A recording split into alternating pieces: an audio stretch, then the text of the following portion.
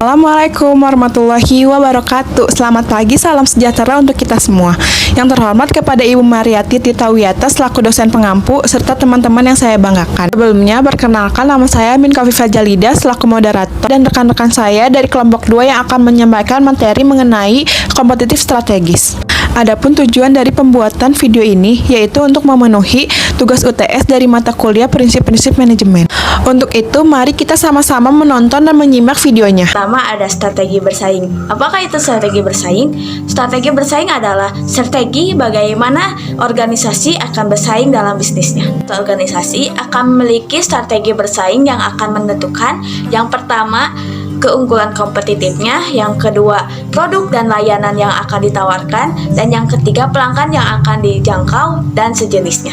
Organisasi berada dalam bisnis yang berbeda, bisnis tunggal yang independen dan memiliki strategi kompetitif mereka sendiri disebut dengan unit bisnis strategi atau SBU. Keunggulan kompetitif. Apakah itu? Keunggulan kompetitif adalah mengembangkan strategi bersaing yang efektif, memerlukan pemahaman tentang keunggulan kompetitif.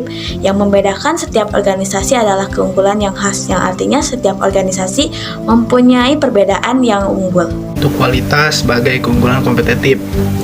Jika diterapkan dengan benar, kualitas dapat menjadi cara bagi organisasi untuk menciptakan keunggulan kompetitif yang berkelanjutan. Yang kedua, yaitu desain berpikir sebagai keunggulan kompetitif.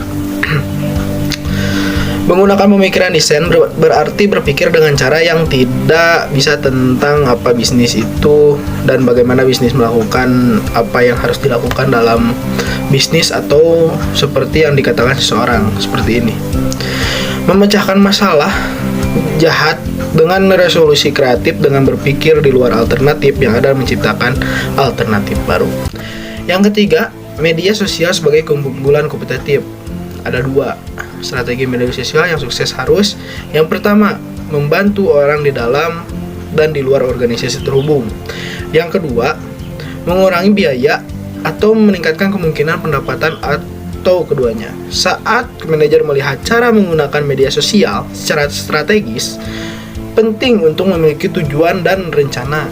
Yang keempat, keunggulan kompetitif yang berkelanjutan. Menggunakan manajemen strategis, manajer dapat memposisikan organisasi mereka dengan lebih baik untuk mendapatkan keunggulan kompetitif yang berkelanjutan. Oke, yang bagian penting dari melakukan ini adalah analisis industri yang dilakukan dengan menggunakan model 5 kekuatan. Model 5 kekuatan yaitu ancaman pendatang baru, seberapa besar kemungkinan pesaing baru akan masuk ke dalam industri. Ancaman pengganti, seberapa besar kemungkinan produk industri lain dapat menggantikan produk industri kita. Daya tawar pembeli, seberapa besar daya tawar dimiliki pembeli pelanggan. Yang keempat, daya tawar pemasok, seberapa besar daya tawar yang dimiliki pemasok. Yang kelima, persaingan saat ini, seberapa intens persaingan di antara pesaing industri saat ini. Memilih strategi bersaing.